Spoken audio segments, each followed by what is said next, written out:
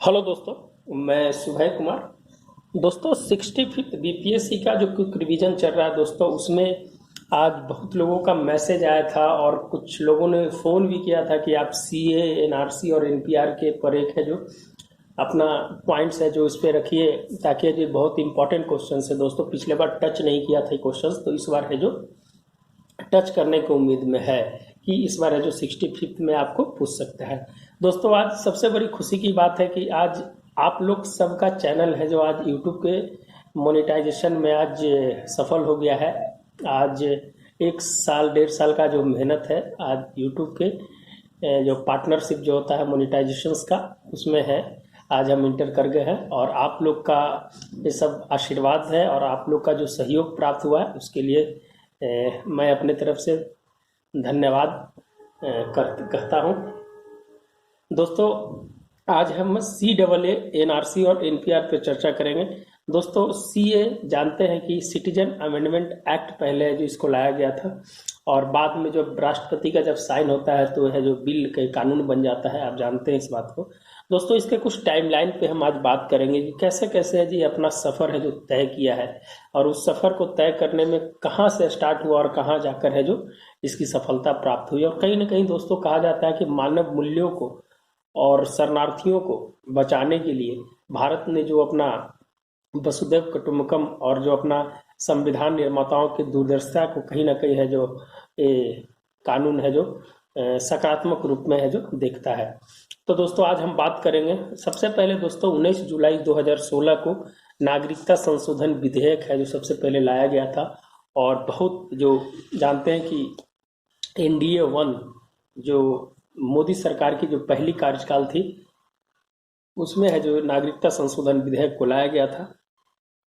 लेकिन बहुत शोर शराबे के बीच है जो उस विधेयक को आगे नहीं बढ़ने दिया गया, और उसमें कुछ संशोधन करने के लिए 11 अगस्त 2016 को संयुक्त समिति के पास है जो इसको भेज दिया गया, इसके देखने और परखने और इसमें संशोधन करने के लिए।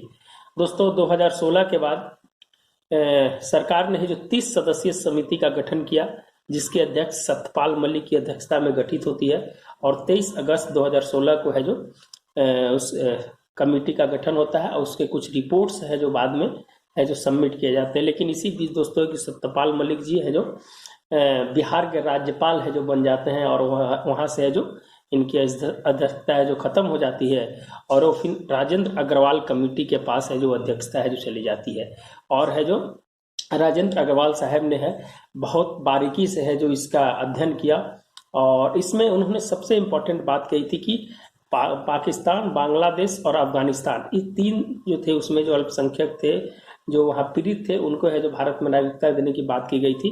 उसमें है जो उनकी जो सबसे इम्पोर्टेंट रोल थी कि बांग्लादेश को हटाने की बात है जो उन्होंने बोली थी कि है जो इस रिपोर्ट्स के जो अध्ययन से पता चला है कि बांग्लादेश को ऐसे इसकी किसी भी तरह की ज़रूरत नहीं है। लेकिन दोस्तों, बाद में है जो कमेटी ने है जो इसको अप्रूवल नहीं किया, और है जो उसमें तीनों देशों को शामिल कर दिया गया। दोस्तों, ये फर्स्ट कार्यकाल है जो खत्म होता है मोदी सरकार का। उसके बाद दूसरा कार्यकाल 8 जनवरी 2020 को लोकसभा में है जो दोबारा पेश करता है। नहीं दोस्तों, अभी है जो यहाँ पर जनवरी में है जब आपका लास्ट सेशन चल रहा है, इसके बाद है जो आएगा सेकंड कार्यकाल। जो इस समय जो सबसे लास्ट का 8 जनवरी का अंतिम सेशन है जो चल रहा था, उसमें है जो रविशंकर प्रसाद जी ने है जो इसको पेश किया था इस बिल को। फिर दोस्तों 4 दिसंबर 2020 को है जो दोबारा है जो इसको पेश किया गया, और उसके बाद है दोस्तों कि 9 दिसंबर 2020 को है जो लोकसभा में वोटिंग होती है। 311 वोट है जो इसके पक्ष में पड़ते हैं, और है जो फिर 11 दिसंबर को राज्यसभा में 125 वोट है जो दोनों सदन से पास होकर राष्ट्रपति के पास है जो दोस्तों चला जाता है, और यह है जो कानून बन जाता है। दोस्तों, इसके बहुत विरोध होते हैं, इसके सरकार का क्या तर्क है, सरकार विपक्ष का क्या तर्क है, उसको हम आज क्लियर करने की कोशिश करेंगे दोस्तों। और आपके लिए यहीं से ये जो था आपका 2 कमेटी का नाम जो इम्पोर्टेंट है, आप उसको लिख सकते हैं। संयुक्त समिति के पास भेजा गया वो भी है जो कहीं, लेकिन जहां से आपका जो मेंस का जो आंसर है जिसमें है जो आपका मेन जो इसको कोर पॉइंट करते हैं, उस पर जो बात करेंगे सरकार का तर्क क्या और विपक्ष का तर्क क्या है। सरकार का तर्क है दोस्तों कि धर्म आधारित संशोधन नहीं है, ये शोषित अल्पसंख्यकों के लेकर है जो ये संशोधन किया गया है। यह जो सिंपल सा सरकार के द्वारा है जो इस चीज को बोला गया, और इसकी क्लैरिफाई भी है जो आर्टिकल 14 के 4 में रीजनल वाइज के आधार पर संविधान में ऐसा कानून है जो बनाया जा सकता है, जिसके बेस जो आर्टिकल 10 और 11 के आधार पर है जो उसको कहीं ना कहीं है जो उसको संवैधानिक प्रामाणिकता है जो देता है। दोस्तों आप है जो पढ़िएगा 14 का 4 और आर्टिकल 10 और 11 की विशेषता में आपको पता चलेगी। फिर दूसरा कहता है कि धर्म विशेष नहीं, भारत के संविधान गरिमापूर्ण जीने का अधिकार देता है। दोस्तों भारत का संविधान है जो गरिमापूर्ण जीवन जीने का अधिकार जो देता है, कहीं ना कहीं है जो सरकार है जो ये अपने तर्क में है जो लोकसभा के जो पटल पे है जो गृह मंत्री के द्वारा है जो रखा गया था। लिकायत वर्सेज नेहरू पैक्ट, उस समय दोस्तों एक लिकायत वर्सेज नेहरू पैक्ट हुआ था, जिसमें है जो अल्पसंख्यक को लेकर है जो बात की गई थी कि अगर कोई अल्पसंख्यक पर यार हिंदू या मुस्लिम या कोई है तो अगर नहीं रहना चाहता है तो वो है जो उसके, जिसे दोस्तों 10 वर्ष की पहले प्रावधान था कि 10 वर्ष आने के बाद वो नागरिकता के लिए अप्लाई करता था, है ना, उसको जो देशीकरण और पंजीकरण के माध्यम से जो उसको नागरिकता है जो 10 वर्ष के बाद मिल जाती थी, लेकिन इसमें है जो दोस्तों उसको घटाकर है जो 5 साल कर दिया गया है। हाँ, जिसमें कहा गया दोस्तों कि भारत ने तो हमेशा है जो इस चीज का सम्मान किया, लेकिन पाकिस्तान में आज इसके लिए जो किसी भी तरह का सम्मान नहीं है।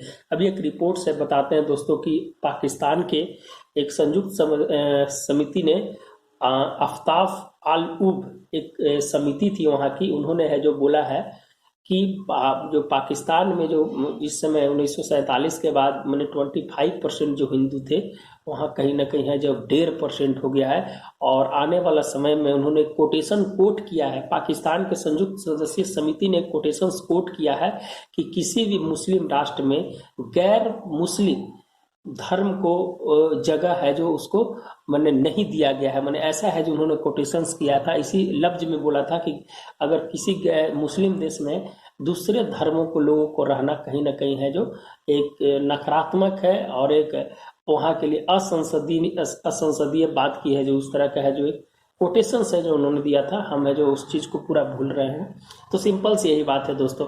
और ये भी नहीं, आपकी जब हिस्ट्री में अगर लेके चलते हैं तो वहाँ है जो जलालुद्दीन खिलजी ने भी है जो इस बात को है जो दोहराया था कि भारत के बारे में दोहराया था, और कि भारत एक हिंदू राष्ट्र है और एक कभी भी है जो मुस्लिम राष्ट्र नहीं बनेगा, ये भारत के बारे में है जो जलालुद्दीन खिलजी ने कहा था। तो दोस्तों जहां पर जिसकी ज्यादा धर्म के आधार पर है जो देश अगर बढ़ता है या बनता है तो उसकी प्राथमिकता है जो वही रहती है। पाकिस्तान है जो धर्म आधारित बंटवारा देश है दोस्तों, आप जो जानते हैं कि पाकिस्तान धर्म के आधार पर बटा हुआ देश है, इसीलिए उसकी वहाँ की जो प्राथमिकता है वहाँ प्राथमिकता इस्लाम को प्रचार करना और इस्लाम को देने के लिए बात किया गया है।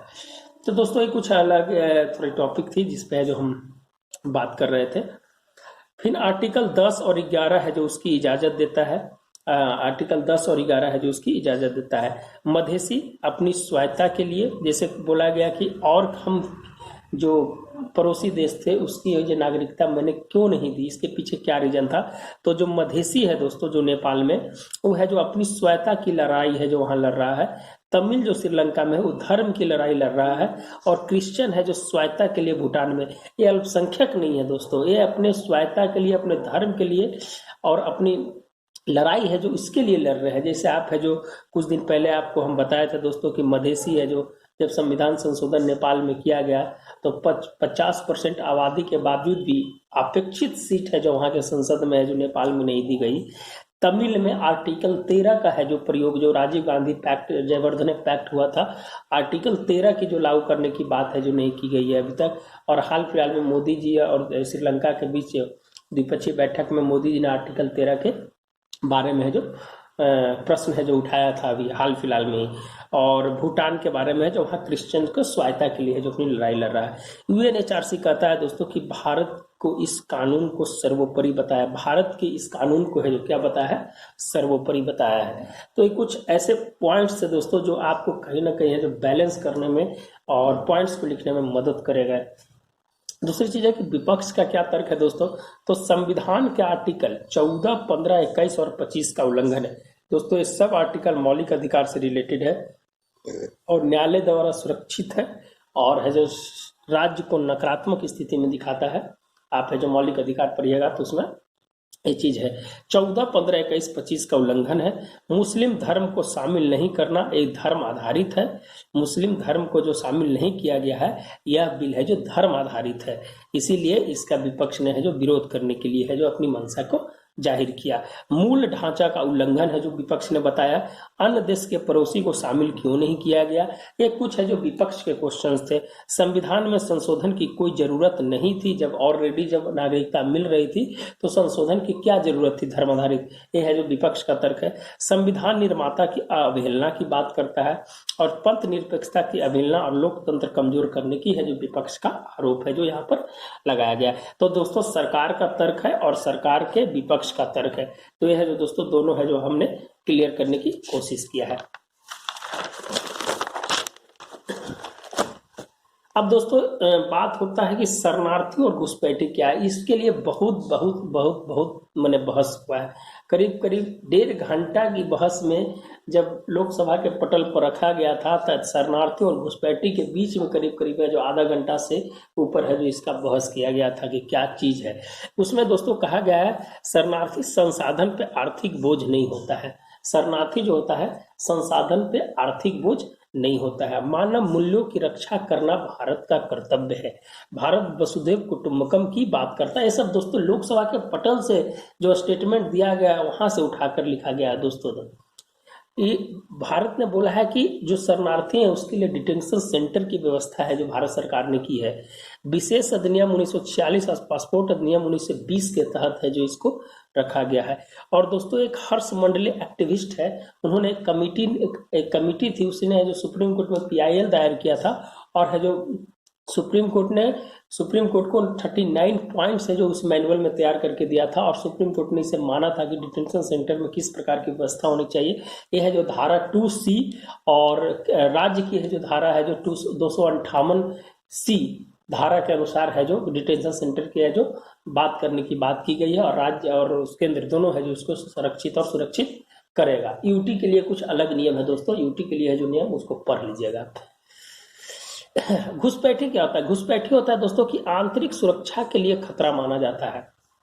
NIA की कई जांच में है जो इसे पकड़ा गया है।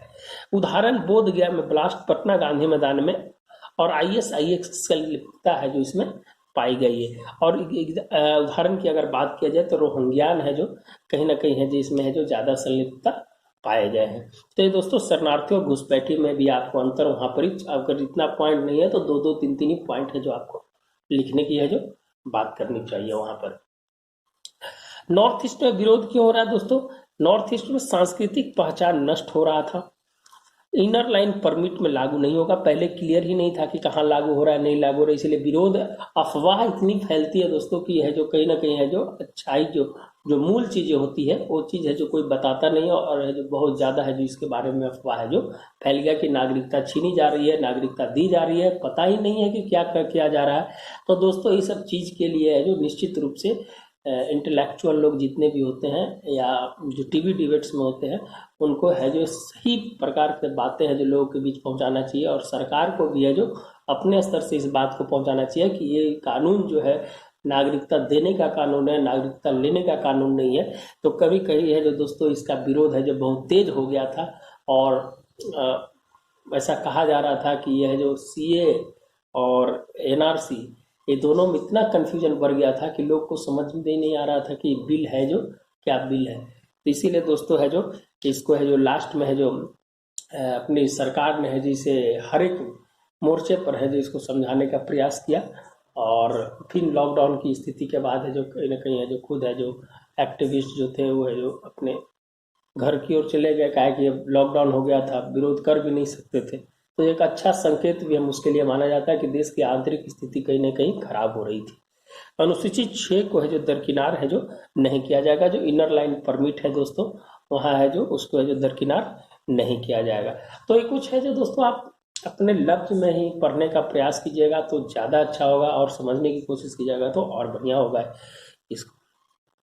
NRC की अगर बात किया जाए दोस्तों की NRC national register of citizens अगर दोस्तों एनआरसी और एनपीआर में अगर बात किया जाए तो ये है जो सिटीजन की बात करता है, ये पॉपुलेशंस की बात करता है ना। ये है जो आपका पॉपुलेशंस की बात करता है। एनआरसी के अंदर क्या था कि नागरिकों के लिए है जो एक सरकार का प्रयास था जो असम के लिए लागू किया गया था। 1955 के अंतर्गत 2003 में है जो इसको संशोधन किया गया था। 26 मार्च 1971 के बाद आए हुए इलीगल्स माइग्रेट्स को बाहर करने की बात की गई थी और 2005 में सुप्रीम कोर्ट ने इसको पहली बार हस्तक्षेप किया था। और उसके बाद है जो दोस्तों जब 2005 में जो सुप्रीम कोर्ट ने हस्तक्षेप करने के बाद जब मोदी सरकार की जब गवर्नमेंट आती है तो 31 अगस्त 2019 को है जो एनआरसी तैयार किया जाता है और उसमें है जो करीब करीब है जो 2 मिलियन लोग है जो इस एनआरसी में आते हैं और इनको बाहर करने की बात की जाती है, जिसमें 14 लाख हिंदू और 5 लाख है जो मुस्लिम है। अब यहीं से दोस्तों लोगों के बीच में मन में अफवाह फैला कि जो हिंदू हैं अब ये जो बाहर आए रहे हैं इनको है जो सीए बिल के माध्यम से इनको है जो इंटर कर लेगा और ये है जो बाहर चले जाएंगे। ये है जो कहीं ना कहीं है जो लोगों के द्वारा है जो फैलाया गया कि ये है जो यहाँ पर रजिस्टर करके और ये है जो इंटर कर जाएंगे, भारत में ही रहेंगे और इनको है जो बाहर कर दिया जाएगा। तो कुछ है जो इस तरह का है जो प्रावधान है जो दोस्तों सीए के अंदर में किया गया था और उसका है जो गलत है जो अफवाह लोगों के बीच है जो फैलाया गया। फिर है दोस्तों असम समझौता की बात हम थोड़ा कर लेते हैं, क्या है कि जो एनआरसी का जड़ है जो असम समझौता से ही निकलता है। कुछ ऐसे पॉइंट्स थे वहाँ पर मैंने है जो बताने की कोशिश की। राजीव गांधी और असम गण परिषद के बीच है जो समझौता किया गया था। इसमें दोस्तों जो बोला गया था बात कि बाहरी लोगों को जो भी बाहर से आए हैं इलीगल्स उसको बाहर किया जाए। उसमें बोला गया था कि 1961 के बाद जो आए हैं उनको है जो बाहर किया जाए, 1961 के जो पहले आए हैं उनको बाहर नहीं किया जाएगा। दोस्तों इसका प्रभाव जो पड़ा कि 1983 के विधानसभा चुनाव में मात्र असम में 3% है जो वोटिंग हुई और 1984 में लोकसभा को बहिष्कार कर दिया गया वहां के लोगों के द्वारा। कहा गया कि अगर हमारी संस्कृति और हमारी पहचान खत्म हो जाएगी तो हम इस लोकतंत्र पे भरोसा कर क्या करेंगे। तो कुछ ऐसी बातें हैं जो वहाँ के लोगों को और वहाँ के असम गण परिषद जो स्टूडेंट यूनियन था उन्होंने जो बहुत जो पुरजोर विरोध किया था, बहुत ज़्यादा हिंसा की स्थिति बन गई थी और उसके बाद है जो इस समझौता है जो करना पड़ा। फिर है दोस्तों IMDT एक्ट है जो 1983 में पास किया गया था और इसमें है जो बोला गया था कि जो भी इलीगल है उसके बारे में आपको बताना होगा और इसमें इतने कड़े कानून थे कि वो है जो उसका बहुत ज़्यादा है पुरजोर है जो विरोध किया गया और उसको जो बैकफुट पे वापस लेना पड़ा। इसके जो एवज में दोस्तों जो असम के सांस्कृतिक और राजनीतिक विरासत को बचाने के लिए कुछ एग्रीमेंट किए गए। 1 जनवरी 1966 को आधार माना गया। उस समय है जो क्या किया गया कि 61 के बाद जो आए हैं उसको नहीं, उसको 66 कर दिया गया। 66 के पहले वाले को रहने दिया जाएगा, 66 के बाद वाले को बाहर कर दिया जाएगा। असम में तकनीकी संस्थान, रिफाइनरी, सांस्कृतिक कल्चर को बढ़ाने का प्रयास किया गया और उनकी है जो स्वायत्ता को बनाने की है जो बात की गई। एकीकृत असम की पहचान को बनाने की बात की गई और 1971 की जनगणना जो हुई थी दोस्तों उसमें 59% असामी थे, 12% बंगाल और बिहार के थे और 33% है जो मुस्लिम थे। और कहा था कि अगर ऐसी स्थिति रहेगी, इलीगल माइग्रेंट्स बढ़ते जाएंगे तो 2040 तक असम के मूल निवासी है जो अल्पसंख्यक हो जाएंगे। तो दोस्तों ये है जो इसका विरोध है जो बहुत कड़ा विरोध था। और एक नोट है दोस्तों कि 1978 के मागलोरी में उपचुनाव में हुए थे उसमें 77,000 विदेशी मतदाता 2 ईयर में बढ़ गए थे और ये जो कहीं ना कहीं है जो नकारात्मक संकेत है जो दे रहा था इलीगल माइग्रेंट्स के लिए जो वहाँ पर है जो भारी तादाद में आकर बस गए थे। तो दोस्तों कुछ है जो इम्पोर्टेंट पॉइंट्स थे असम समझौता के बारे में, उसको मैंने है जो बताने का प्रयास किया। फिर है दोस्तों कि आपको अगर पूरा लिखना है दोस्तों तो उसके लिए तो आपको छोटा छोटा पार्ट करना पड़ेगा, इसलिए मैंने हर एक चीज़ के जो क्रिप्स पॉइंट को निकालने का ही प्रयास किया है। एनपीआर आप जानते हैं दोस्तों कि पॉपुलेशंस है, सिटीजन की बात नहीं करता है, ध्यान रखिएगा कभी भी नहीं।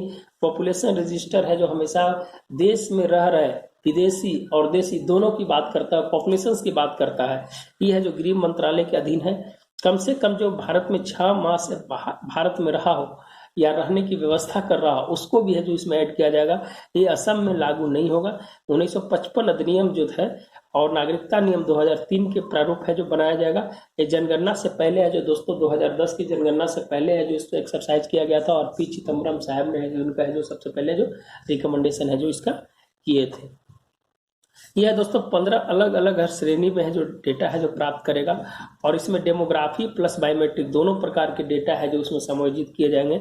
और भारत के प्रत्येक समान नागरिक को है जो पंजीकरण, देखिए दोस्तों, समान नागरिक, समान निवासी, नागरिक नहीं, समान निवासी को पंजीकरण अनिवार्य है। अब दोस्तों ये कहा जाएगा कि इसका विरोध क्यों हो रहा था। बिहार ऐसा पहला स्टेट है जो इसके लिए जो विधेयक पास कर दिया कि हम है जो एनपीआर को लागू नहीं करेंगे। दोस्तों इसमें यह था कि जो आधार कार्ड और कुछ जो प्रश्न थे उसको जो पूछा जा रहा था, जानते हैं दोस्तों कि सुप्रीम कोर्ट ने आधार कार्ड को निजता के अधिकार से बाहर है जो कर दिया था कि निजता का अधिकार में है जो इसको नहीं रखा जाएगा। इसीलिए है जो कहीं ना कहीं है जो आधार कार्ड को है जो वो उसकी प्राइवेट जो पर्सनल प्रॉपर्टी होती है लोगों की, उसको है जो सरकार है जो लेने का प्रयास कर रही थी, जिसका है जो जबरदस्त है जो विरोध किया गया। और फिर है जो अभी दोस्तों हुआ ही नहीं है, फिर है जो कोरोना आ गया और इसके जो चरण थे करीब करीब है जो 3900 करोड़ आसपास है जिसमें है जो खर्च होंगे एनपीआर के अंदर में। और दोस्तों जो जनगणना है 16वीं जनगणना है दोस्तों, जो होगी 2 चरणों में होगी। स्वतंत्रता के बाद 8वीं है। 31 प्रश्न है जो इसमें पूछे जाएंगे और इसका थीम है दोस्तों जन भागीदारी से जन कल्याण। तो दोस्तों आप एनपीआर के बारे में जो समझ गए, एनआरसी के बारे में समझ गए, असम समझौता के बारे में हम समझाने का प्रयास किया। और है दोस्तों जो मेन शरणार्थी घुसपैठी कुछ कमेटियां थी उस कमेटियां के बारे में प्रयास किया दोस्तों। और सीए एनआरसी के बारे में है जो लिखने का है जो प्रयास किया। दोस्तों अगर वीडियो अच्छा लगता है तो निश्चित रूप से है जो शेयर करें। अगर कुछ मिस्टेक हो गया होगा बोलने में तो आप उसको सुधार लीजिएगा, कि हो सकता है कि ह्यूमन बीइंग है, गलती हो सकती है, ऐसी कोई बड़ी बात नहीं है। तो दोस्तों यहाँ पर एक इसको बारे में आप जरूर लिख लीजिएगा कि जो पाकिस्तान के जो संयुक्त समिति की जो रिपोर्ट्स आई थी उस रिपोर्ट्स के अनुसार जो है अभी है जो 1.5% है जो हिंदू है जो वहाँ बचा हुआ। और आने वाला समय में ये भी है जो ऐसा रिपोर्ट्स है कि 5000 कहा जाता है दोस्तों कि 5000 जो वहाँ के लोग हैं जो माइग्रेंट्स कर जाते हैं जो हिंदू होते हैं प्रति साल, और 1000 महिलाओं को है जो धर्मांतरण किया जाता है। तो ऐसा रिपोर्ट्स है, उस रिपोर्ट्स के बारे में भी आप लिख लीजिएगा। तो धन्यवाद दोस्तों, मिलते हैं नए वीडियो के साथ। और आपसे यही आग्रह है कि आप वीडियो को देखें, अगर अच्छा लगता है तो लोगों को भी शेयर करें। और धन्यवाद दोस्तों, मिलते हैं नए वीडियो के साथ। धन्यवाद।